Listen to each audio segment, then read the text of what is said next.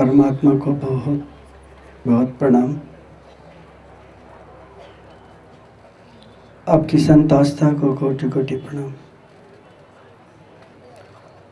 माँ भारती का सम्मान होना चाहिए,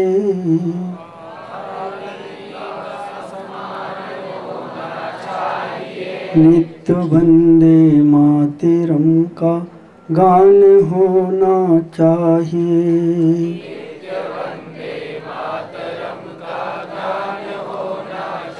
नित्य वंदे मातरम का गान होना चाहिए,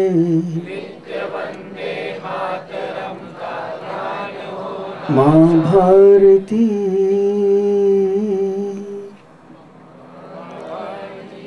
छोटी सी घटना से अपनी बात प्रारंभ करूंगा। एक दिवस तूफान ने पवन से माने वायु कहा, मैं बहुत शक्तिशाली हूं तो तेरे पास ताकत नहीं है। उसने कहा, हाँ भैया तुम ठीक कहते हो। तो उसने कहा कि तू मेरे चरणों में गिर, मैं जैसा चाहूं तो वैसा कर सकता हूं।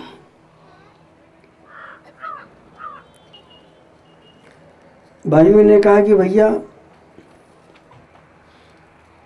मालूम है तू कर सकता है, लेकिन मैं अनैतिक के सामने झुकती नहीं हूं। पवन ने कहा, अनैतिक के सामने मैं झुकती नहीं।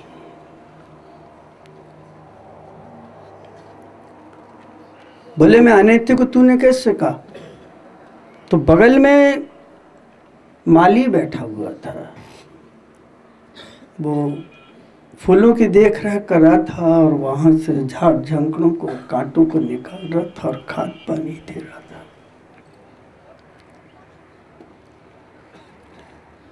कहा तुम माली से जाकर के पूछ लो कि दोनों में श्रेष्ठ कौन है, दोनों में ताकतवर कौन है। तो माली से तूफान ने कहा, माली शक्तिशाली कौन है, श्रेष्ठ कौन है, ये पवन यानी वायु कि मैं? माली ने कहा, मैं ऐसे तो कुछ नहीं कहूंगा। इस बगीचे का एक चक्कर लगा के आओ दोनों लोग। तूफान दौड़ा वहां से और पलक झपकते लौट करके आ गया, अपनी सारी हदों को पार कर गया।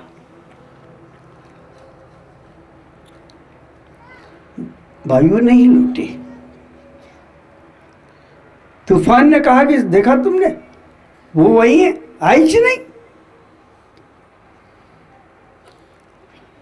थोड़ी देर के बाद पवन माने वायु लौट के आई। माली ने खड़े होकर उसका सम्मान किया और कहा कि तूफान, तुम्हारे पास विस्फोटक शक्ति है, समझ नहीं है, चरित्र नहीं है, ज्ञान नहीं है। बोले क्यों? बोले जब तुम यहां से निकलो पलक झपकते यहां पे कितने फूल तुमने रौंद डाले, कितने पत्ते तुमने तोड़ डाले, कितनी शाखाएं टूट गई, कितने वृक्ष गिर पड़े, कितना तहस नहस कर दिया तुमने। तुम विध्वंसात्मक हो सकते हो, सृजनात्मक नहीं हो सकते। और ये वायु, ये पवन, इसके चलने के साथ साथ गंध पास में आई है। ना कली को धक्का लगा है, ना पत्ते को धक्का लगा है, इसने बगंध को बांटा है। अब एक प्रश्न पूछा गया कि देश की उन्नति में बाधक तत्व कौन सा है? देश की उन्नति में सबसे बड़ा बाधक तत्व है पद का, सत्ता का दुरुपयोग। कोई कह देगा भ्रष्टाचारी, मैं कह दूंगा मुंहजोरी। नहीं, अगर हम जिस पद पर हैं उस पद के ऊपर रह के अगर हमारा मान है, अभिमान है, घमंड है, तो देश का कभी भी विकास नहीं कर सकता। अगर आप चाहते हैं कि देश का निर्माण हो, देश का विकास हो, देश की उन्नति हो, तो आप अपने को तिनके की तरह, पवन की तरह समझिए और गति से चलिए। किसी भी हद को पार करने की जरूरत नहीं पड़ेगी आपको। अरे हद पार करने की जरूरत तो उन्हें पड़ती है जो तूफानों के साथ चलते हैं और आप विवेक के साथ चलते हैं। युवा हैं, अपनी शक्ति को सृजनात्मक बनाइए, सरल बनाइए, प्रेम पगी बनाइए, सरलता से जोड़िए, आत्मीयता से संबंध बनाइए। राजनीति और धर्म सिर्फ इतना ही तो अंतर है। धर्म प्रेम की बात करता है, हिंसा की बात करता है, गले मिलने की बात करता है, बनाने की बात करता है, ठुकराने की नहीं करता, तोड़ने की बात नहीं करता, धमकी देने की बात नहीं करता। धर्म वही है जो नीचे से उठा करके सीने से लगा है। यही एक कारण है कि ये दिगंबर मुद्रा जैनत्व के पास इतनी बड़ी शक्ति है कि सारे संसार में सिर्फ एक जैनत्व ऐसा है जो एक कंकड़ को भी संकर बनाने की सामर्थ्य रखता है और एक साधारण से व्यक्ति को उठा के गले लगा करके अपने जैसा गुरु बनाने की सामर्थ्य रखता है और भगवान बनने की छूट देता है। ये बात कब हमारे अंदर बैठेगी? सेवा का अर्थ ये नहीं है कि हमने झाड़ू लगा दी और सड़कें साफ कर दी, उससे नहीं। दूसरे के आंसू पोंछना जानते हो और उसके कमजोरी का फायदा उठाना नहीं जानते हो और उसकी सेवा करने के बाद अगर एहसान नहीं जतलाते तो तुम्हारी सेवा राम को भी पसंद आएगी और महावीर को भी पसंद आएगी और एकदम तुम हनुमान की तरह उनके निकट जाके बैठ जाओगे। मैं उन चीजों पर महत्व देता हूं जो महत्वपूर्ण है जीवन के लिए। तूफान बन के तुम चलोगे, कचरा करते चलोगे, चिल्लाते चलोगे, गप्पे मारते रहोगे बैठे बैठे, बड़े बड़े वादे करके चले जाओगे, लेकिन कर कुछ नहीं पाओगे। तूफान ने आज तक कुछ नहीं किया। देखा ना, सुनामी आई तो कितने मरे, गंगा में अभी तूफान आया तो कितने मरे, कितने घर टूटे, कितनी माओ की गोद सूनी हो गई, कितने घर उजड़ गए, कितने बच्चे अनाथ हो गए। क्या नहीं हुआ? लेकिन मंद पवन की तरह चलो ना, कितनों को सहारा मिलता है, कितने को जीवन मिलता है, कितने लोगों के जीवन में तुम उतरते हो। व्यक्ति को क्रोध से, घमंड से, मान से, ताकत से बस में नहीं किया जा सकता। व्यक्ति को बस में करना है तो सरल बनो। जब तूफान उठता है तो बड़े बड़े वृक्ष गिरते हैं लेकिन घास नहीं गिरती। आज तक किसी भी तूफान ने किसी घास को तोड़ने की कोशिश नहीं की तो तूफान टूटा होगा लेकिन घास का कुछ नहीं बिगड़ा होगा। सेवा का मार्ग आत्मीयता का मार्ग है। बस यही अपराध मैं हर बार करता हूँ, आदमी हूँ, आदमी से प्यार करता हूँ।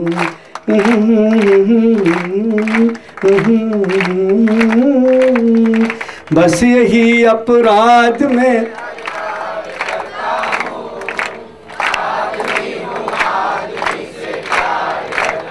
मैं स्वर्ग बसाना चाहता हूँ धरती पर,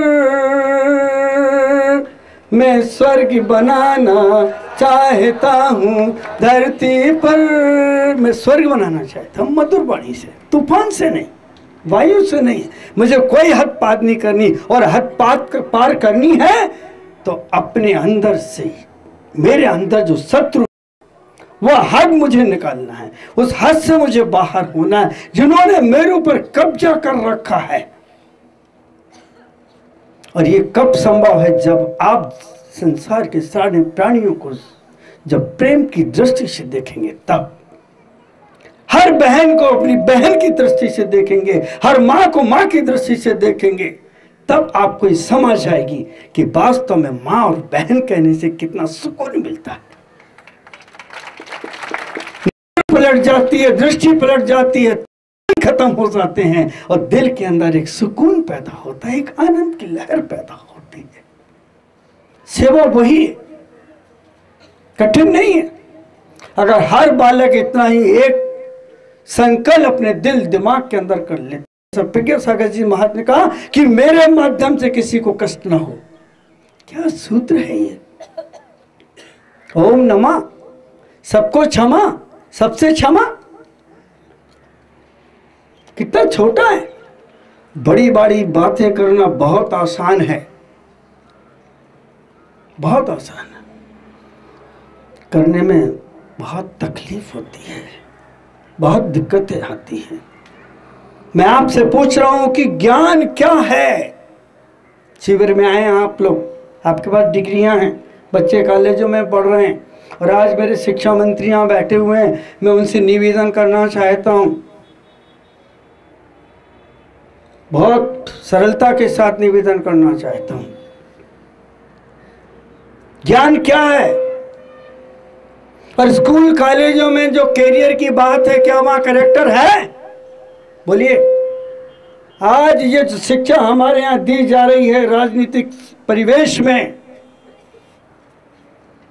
कैरेक्टरलेस कैरियर है। क्या है शिक्षा? इस शिक्षा से क्या होगा?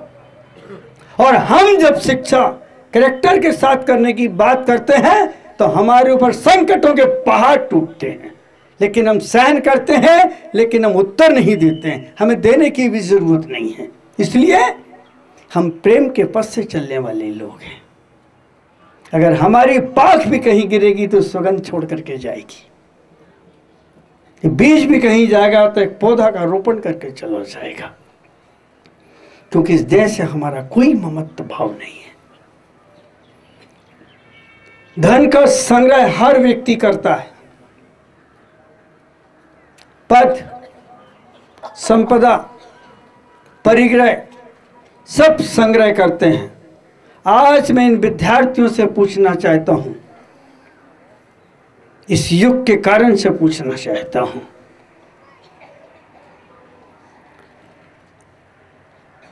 विद्या का संग्रह कौन करता है? ज्ञान का संग्रह कौन कर रहा है? विद्या का अर्थ जानते हैं? विद्या का अर्थ है समय, और समय का अर्थ है जीवन। फिर से सुनिए, विद्या का अर्थ है, ज्ञान का अर्थ है समय। जिसने समय को पहचान लिया और समझ को जागृत कर लिया, वो किसी का बुरा नहीं चाहेगा, राजनीति के क्षेत्र में भी चाहेगा, जब भी जाएगा तो आपको बनाने की बात करेगा, धमकी देने की बात नहीं करेगा, आपको उठाने की बात करेगा, गिराने की बात नहीं करेगा। ज्ञान माने समय, समय माने जीवन, और जो व्यक्ति जीवन को प्यार करेगा वो अपने समय का कभी भी दुरुपयोग, बोलिए, क्या हम स्कूल कॉलेजों में समय का सदुपयोग करने जाते हैं? क्या हम राजनीति में सही वास्तविक सेवा करने जाते हैं? फिर मेरे प्रश्न है कि बहुत छोटे प्रश्न है, ये बहुत छोटे प्रश्न है। क्या आप कक्षा में पढ़ते समय सदुपयोग करते हैं? क्या बगल वाले से मजाक नहीं करते? क्या किसी के पेन को किटकिट नहीं करते? क्या किसी को इशारा नहीं करते? क्या टीचर की माखोल नहीं उड़ाते? क्लास में बैठ करके शिक्षक के सामने आप समय का दुरुपयोग कर रहे हैं। वह दुरुपयोग समय का नहीं, तुम्हारी लाइफ का है। वह दुरुपयोग तुम्हारी जिंदगी का है। वह दुरुपयोग तुम्हारे विश्वास का है, माता पिता के विश्वास का है। मैं कह रहा हूं कि समय का संग्रह करो, विद्या का संग्रह करो। भौतिक टेक्नोलॉजी ने आज हमें इस हद तक बड़ा बिगाड़ दिया कि हमारी मेमोरी भी डाउन होने लग गई। मेरे पास कई बार आप आते हैं, सीडी से पढ़ाई है, जो सीख रही है वो पढ़ाएं, मैं नहीं पढ़ाऊंगा। लर्न क्या करोगे, क्या याद रखोगे? कुछ नहीं होगा आपको। धन के संग्रह की जगह अगर ज्ञान को संग्रह मान के अगर आप अपने साथ लेकर के चलते हैं तो एक बात का ध्यान रखना, ज्ञान कैरियर बनाने के लिए नहीं, ज्ञान करेक्टर बनाने के, संभालने के लिए है। और जब वक्त पड़ता है तो वही ज्ञान कैरियर के रूप में खड़े होकर के हमारे घर को संभालने के काम आ जाता है। वो देश बदल गए हमारे, नई टेक्नोलॉजी ने हमें बर्बाद कर दिया और आज हम उसी के पीछे भाग रहे हैं। करेक्टरलेस, शिक्षा में कुछ नहीं है। सब्जी बनाई है लेकिन उसमें मसाला, नमक, पानी तक नहीं डाला, काट के डाल दिया वो गंजी में, क्या स्वाद देगी वो? और लोगों के अंदर छींक पैदा कर देगी, जलेगी। तो आप इस शिविर में आए, मुझे अच्छा लगा, आपने मेहनत की, अच्छा लगा। बहुत चाहने वाले मिलेंगे, बहुत प्रशंसा करने वाले मिलेंगे, बहुत ऊंची ऊंची बातें करने वाले मिलेंगे, लेकिन एक बात का ध्यान रखना, तुम्हें सत्मार्ग दिखाने वाला हजारों लाखों में कोई एक मिलेगा। तुम्हारी कमजोरियों से तुम्हारा परिचय कराने वाला लाखों करोड़ों में एक मिलेगा, और हाथ पकड़ के ले जाने वाला अच्छे मार्ग पे कोई एक मिलेगा। प्रशंसा करने वालों की कमी नहीं है देश के अंदर। मैं प्रशंसा सुनना पसंद नहीं करता। मैं तुम्हारे अंदर अच्छाई देखना चाहता हूं, मैं तुम्हारा विकास देखना चाहता हूं। कुछ काम चोरी करते हैं, कुछ मोजोरी करते हैं, कुछ रिश्वतखोरी करते हैं और कुछ दादागिरी करते हैं। इससे हमारे देश का विकास संभव नहीं है। अगर हम अपने भीतर से निर्मल हैं, साफ हैं, स्वच्छ हैं, तो ये मान के चलिए कि जनता पूजे ना पूजे और श्रावक पूजे ना पूजे या जगत पूजे ना पूजे, लेकिन परमात्मा तो एक दिन तुम्हारे सामने ऐसे खड़ा होगा जैसे महादेव अपने भक्त के सामने जाके खड़े हो जाते हैं। नंदी जरा रोता है, पशु है, जानते ना नंदी को? जब वो नंदी कोई फरियाद करता है तो महादेव जाकर के खड़े हो जाते हैं। तुम्हारे कहने से तुम्हारे बाप भी नहीं आते तुम्हारे पास, और तुम कितना भी बुलाओ चिल्लाते हो तो पत्नी नहीं सुनती है ना कहीं, क्योंकि हम सेल्फिश लोग हैं, हमारे विचार दूषित हैं, हम भीतर से गंदे हैं। कितने साहस के साथ दीपक जी ने आपसे कहा है, बोले सीधे, मैंने परपंच नहीं आते राजनीति के दीपक जी को,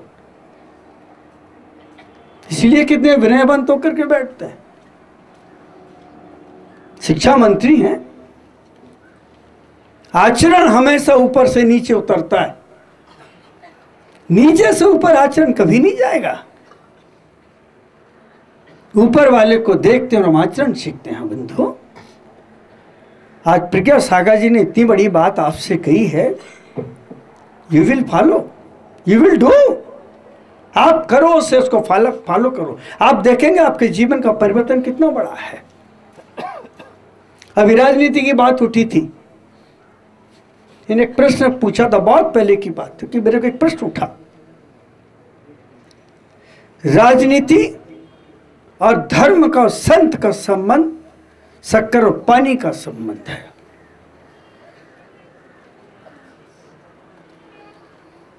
धर्म शक्कर की तरह है, संत शक्कर की तरह है, आचरण शक्कर की तरह है। अगर धर्म की शक्कर राजनीति के पानी में गिरती है तो उसको मीठा कर देती है और शरबत बना देती है। और राजनीति का पानी अगर शक्कर के बोरे में गिरता है तो शक्कर को खराब कर देता है, कीमत खत्म हो जाती है। और अगर राजनीतिक व्यक्ति संत की संगति करता है तो राजनीति को सत्वा भी कर देता है और जीवित भी कर देता है, पानी को मधुर कर देता है। मेरा आपसे कहना चाहे तो यहां से जब घर में जाओ प्रसन्न मुद्रा में जाना, यहां से जब जाओ गले मिल के जाना, एक दूसरे से हाथ जोड़ के जाना, और बिछड़ते समय आंसू जरूर बहा लेना कि हम जो संकल्प लेके यहाँ से निकल रहे हैं, इस भूमि से जो हम गंध लेकर के जा रहे हैं, हम अपनी जिंदगी में इनको फॉलो करेंगे, हम दूसरे का बुरा नहीं करेंगे तो तूफान नहीं कहलाओगे। तो युवा के पास शक्ति है, जोश है और होश नहीं है, दो कोड़े का है वो युवा। युवा को जोश के साथ होश भी चाहिए और शक्ति के साथ समझ भी चाहिए, और समझ अगर हमारे पास नहीं है तो शक्ति हमारा विनाश कर देगी। और आज कैरेक्टरलेस कैरियर ऐसा है जैसे खेल खेल में किसी राजनीतिक ने गैस चूल्हे पर जलता हुआ दिया लग गया, रख दिया गैस चूल्हे पर, क्या रखा, जलता हुआ, और थोड़ी देर में वस्त हो गया। चिल्ला रहे हैं, चीख रहे हैं, पुकार रहे हैं, मर रहे हैं, पूरा घर तहस नहस हो गया। क्यों? क्या गैस चूल्हे के ऊपर दिया रखा जा सकता है? तो क्या शिक्षा में चारित्र्य से रहित शिक्षा रखी जा सकती है? नहीं, हानिकारक है हमारे लिए। जहां कैरेक्टर नहीं है, चारित्र्य नहीं है, समझ नहीं है, वहां पर विकास भी संभव नहीं है। इसलिए देश के विकास के लिए समझ चाहिए, सरलता चाहिए, प्रेम चाहिए, स्नेह चाहिए। अगर हम भीतर से स्वच्छ हैं, साफ है, तो हमें किसी हद तक जाने की जरूरत नहीं है। सारी हदें हमारे चरणों में आकर के अपने आप नतमस्तक हो जाती है बंधु। तो हमें अपने आप को सुधारना है, दूसरे को नहीं सुधारना है। हमें अपने आप को बदलना है, दूसरे को नहीं बदलना है। हमें अपने आप की सेवा करनी है, और जिस दिन हम सेवा करेंगे उस दिन हम ऊपर उठेंगे। अंतिम एक छोटा सा उदाहरण देके बात पूरी कर रहा हूं। एक पिता ने अपने बेटे से कहा, पप्पू जी पानी लाओ।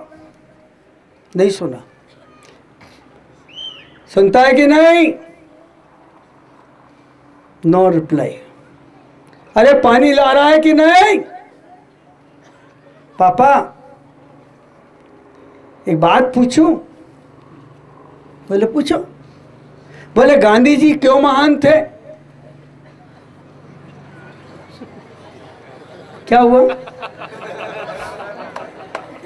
क्या समझे? बोले आप क्यों महान थे? बोले बेटा गांधी जी अपना काम स्वयं करते थे। समझ रहे? कितनी बड़ी बात कही। ये हमारे आत्मीय बेटे हैं, समझे? हम लोग ऐसे ही रहते हैं। हम लोग राजनेता नहीं है कि इधर बैठे उसकी काटे, उधर बैठ के उसकी काटे और घर में आके अपनी छाटे। नहीं, हम लोग इस धरती के लाल हैं, हम इस धरती के बीज हैं, हम वो माटी हैं। अगर तुम बीज बोगे तो उस बीज से उसी जाति की वस्तु देंगे, बदल के नहीं देंगे। लेकिन राजनीति में संभव नहीं है, ध्यान रखिएगा। हम इस माटी के वो पदार्थ हैं कि वो जगह है, वह भूमि है कि अगर बगल में तुम नींबू, उसके बगल में मूली, आगे भिंडी, आगे लौकी, आगे तुरैया, फिर धनिया, फिर मिर्ची, फिर अखरोट, कुछ भी बो दो, हम सब देने को तैयार हैं।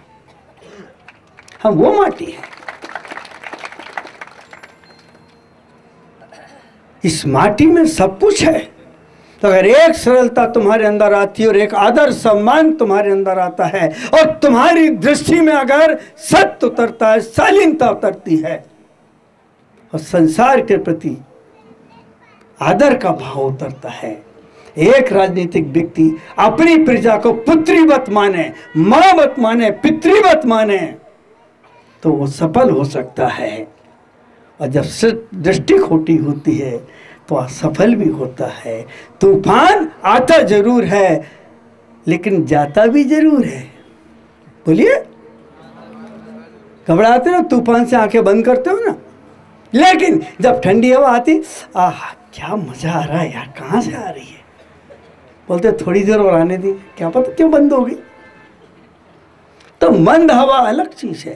कहा उस माली ने, तूफान तुम विध्वंसात्मक हो, सृजनात्मक नहीं हो, तुम्हारे अंदर सरलता नहीं है, गंध नहीं है। तब तूफान गुस्सा से चला गया, बोला माली क्या जाने, और चला गया और दो पेड़ और उखाड़ गया।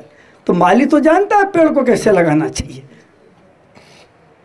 माली समझता है, उसके पास आत्मीयता है, उसके पास प्रेम है। तो वही बात आपसे कर रहा हूं, यहां से जब जाएं अपने आप को सुधार के जाएं, अपने आप से पूछें क्या ये जो मैं कर रहा हूं सही है कि गलत है। आपका मन कहेगा गलत है, क्योंकि तुम जब भोजन करने जाते हो तो पहले ये देख लेते हो कि भोजन हानि तो नहीं करेगा।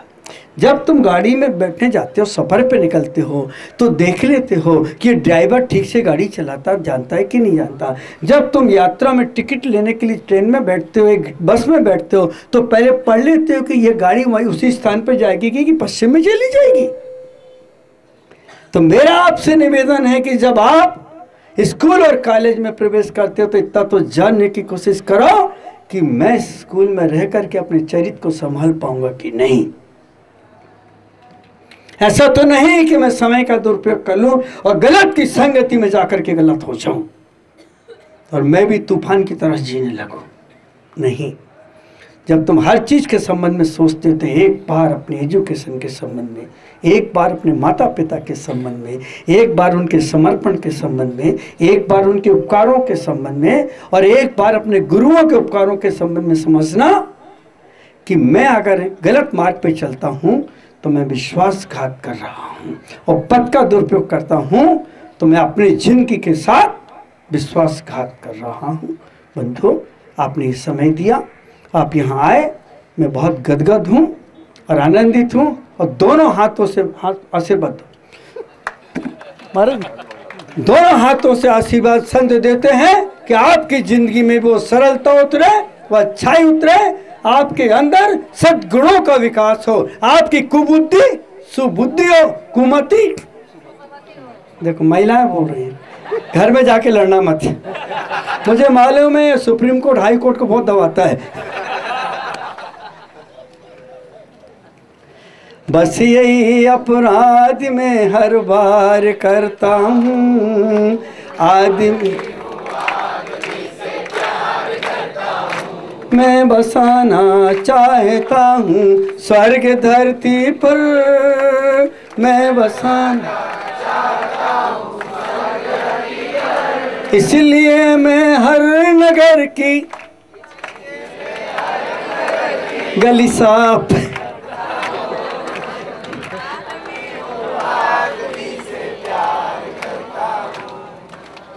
आदमी से प्यार करता। चल अच्छा लगे तो कहो। आपका समय लिया, काफी समय लिया, सबसे ज्यादा समय मैंने लिया।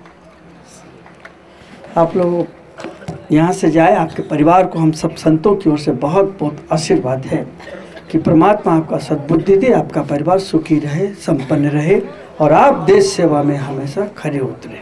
ओम नमः, सबको क्षमा, सबसे क्षमा। ओम नमः।